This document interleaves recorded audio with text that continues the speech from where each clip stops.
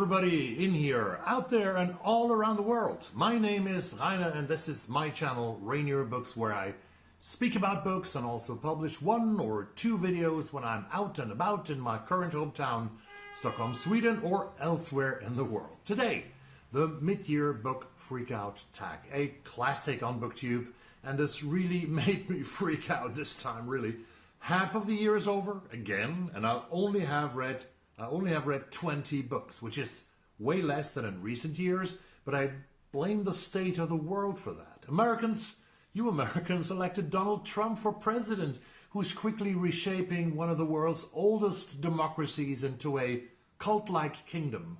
Russia is bombing Ukraine harder than ever before.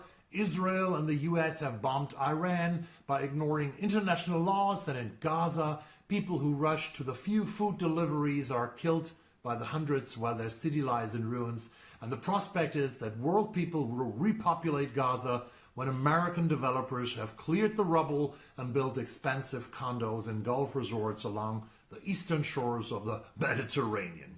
You see, I'm not only a book junkie, but also a news nerd. And if you are still there, if you haven't escaped yet to another, more escapist colleague of mine, we jump right into the prompts of the tag.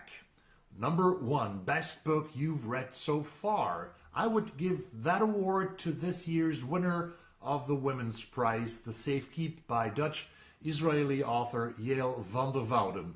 A really powerful, emotional and beautiful novel about 2 women who could not be more different, but are drawn to each other both physically and because of their family history. I learned also a lot about Dutch history past World War II, post-World War II, when many homes that were owned by Jews before the German occupation were given or taken by Dutch people who, after the war, kept their houses even when the former Dutch Jewish tenants or owners returned to life from the disastrous horror of World War II and the Holocaust. Number 2, best sequel you've read so far. I do not read so many series, but another book that was on the short list of the Women's Prize takes this award.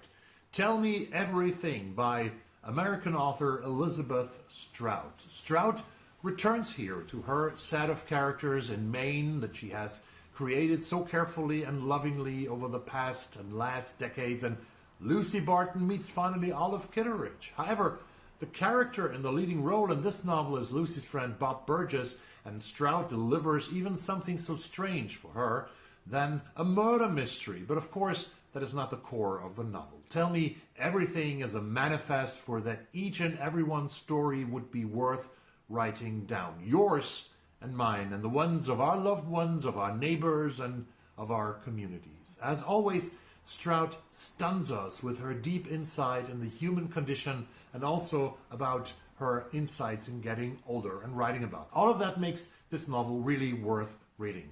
Number 3, new release you haven't read yet but want to.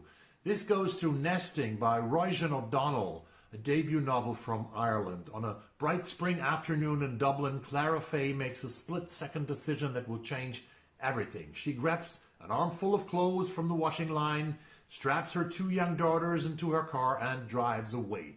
Head spinning, all she knows for certain is that home is no longer safe. This is a novel about domestic violence, but also about hope and resilience. Number 4, most anticipated release for the second half of the year. Soon, Layla Motley's second novel, The Girls Who Grew Big, will come out.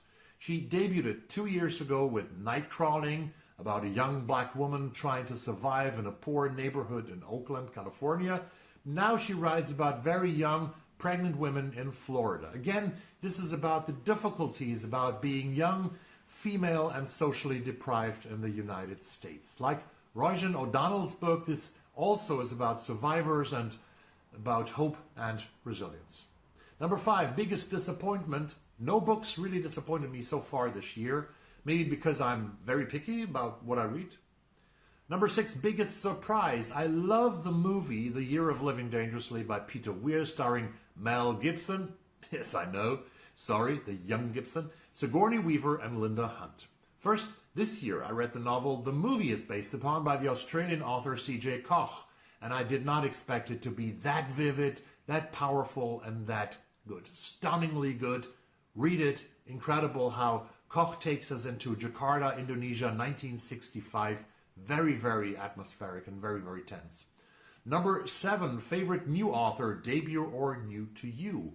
I will definitely read more by the Argentinian author Selva Almada. Not a River was the first book I read in February, March, and I also have Dead Girls on my shelves. Hopefully I will get to that book in the second half of this year.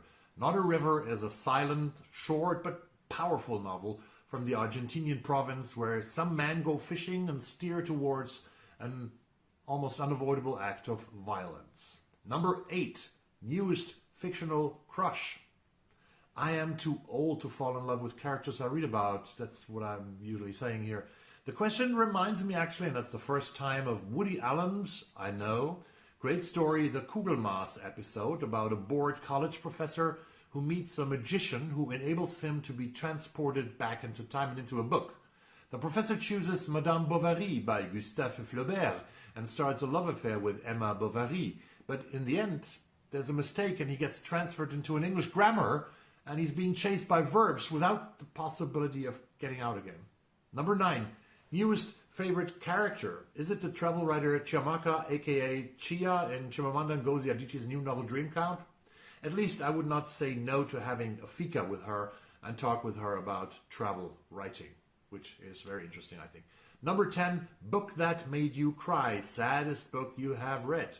I have to admit that nothing made me cry yet this year. However, the saddest book so far that I read was Reservoir Bitches by Dalia de la Cerda from Mexico, where the author writes about the situation of Mexican women in a very patriarchic society that is struck by violence and femicide. A very good book, very sad book. Number 11, the contrary, book that made you happy. There are parts in Kevin Barry's That Old Country Music that are really beautiful. Stunning characters in rural Ireland and some of that Irish humor that I also met live in the last 2 weeks when I was in Ireland.